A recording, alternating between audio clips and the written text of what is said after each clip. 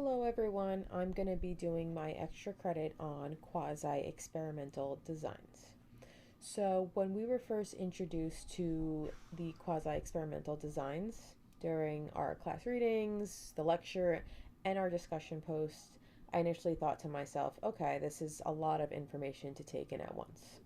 Once I kind of began doing the research about the topic, I was able to see how it would be useful and then also ways that it could be implemented.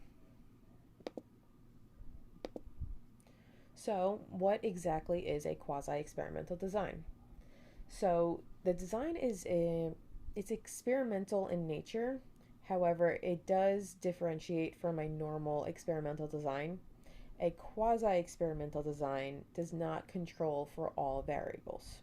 So, in short, that means that there are other variables besides the independent variable that may have an influence on the dependent variable. The way that I broke it down to make it easier to understand was that the independent variable can still be manipulated, but the study itself does not have random assignment of participants. So the purpose of this study is really to compare results from the experimental and control group. As you can see in the image below, based on our textbook, a quasi-experimental design kind of falls right in the middle. It's not weak, it's not a great experiment, it's kind of just smack in the middle. So, I'm going to be covering three types of quasi experimental designs in my presentation. The first one is non equivalent comparison group designs, the second, interrupted time series design, and then the third, regression discontinuity design. Okay, so the first one, the non-equivalent comparison group design, is the most common of the three. The design utilizes both an experimental and control group. However, the participants are not randomly assigned. So what that means is because there is no random assignment, it can affect the outcome of the dependent variable. It kind of made it easier for me to draw out what the process looks like of each experiment, and you'll kind of see that throughout each slide of my PowerPoint in comparison to the different designs.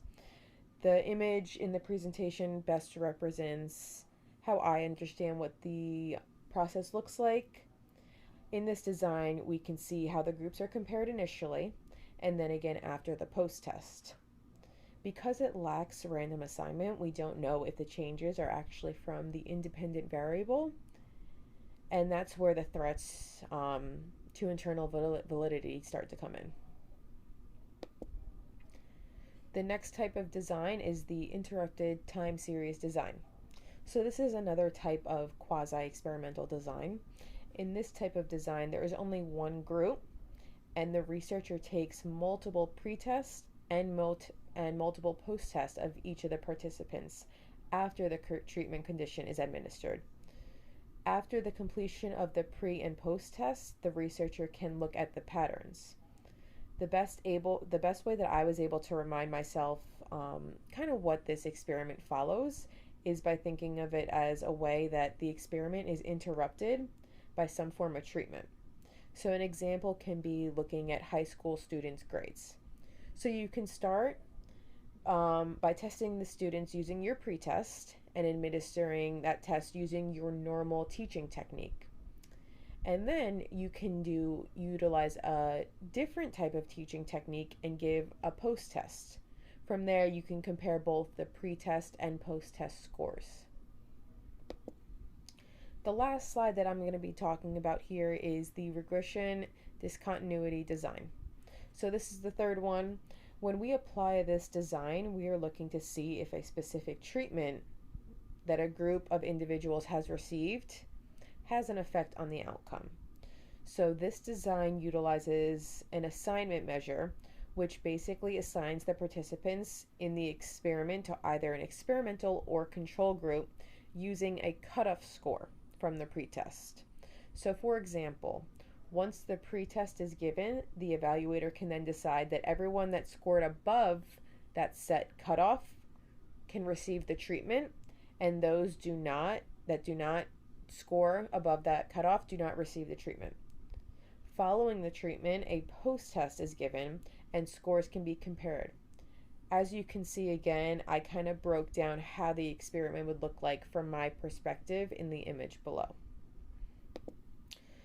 So thank you guys for watching my PowerPoint. I hope that it was helpful for you. I know when I first started looking at quasi-experimental designs, it was a lot to take in at once, so I hope the breakdown of each of the experiments that we covered throughout our class was helpful for you. Thank you.